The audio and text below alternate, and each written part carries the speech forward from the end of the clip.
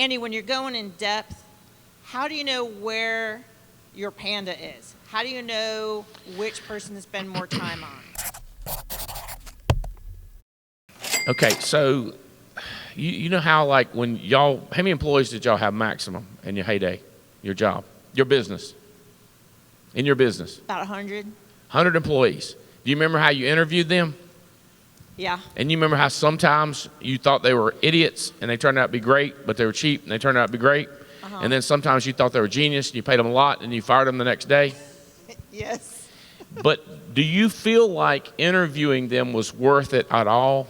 I mean, because you're wrong so much and right so much, do you still feel good about interviewing people before you hire them? Not really. Not really? No, I feel like it's a crapshoot until I see what I'm talking about in your business. If you're going to pay somebody $50,000, would you just hire the first person who walks in, or would you interview? I didn't interview. Okay. So you do think that interview is successful to some extent? Yes. 100% agree with that. I'm interviewing, like when you see Rachel, Dan, and Nick, they're all interviewed.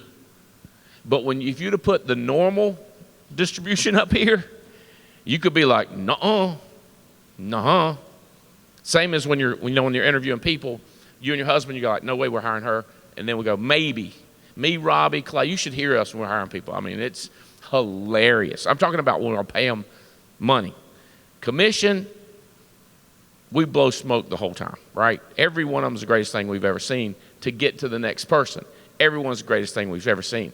But as soon as we think we've got the right one, it can be kind of like if you're interviewing, nope, get out, no, get up, no, get out. And then you got one you like, say, honey, come here, I want you to meet this girl. He comes in there and he finds out something. He goes like, I don't know. Or he goes, hire her.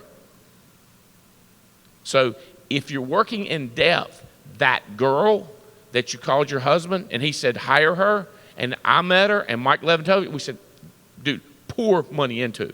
Like, so Jeff Schultz came in at lunch and said, should I fly out there? I go, one more question.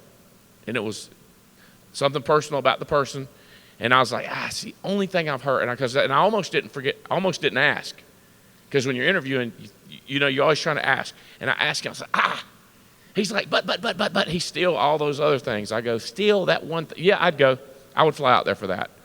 But if he'd have said this, this, and this, I could have said, I'd wait a little more.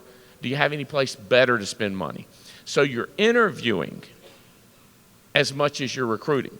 I'm recruiting them, blowing smoke, but I'm interviewing. Right? Okay. Does that make sense? That makes sense.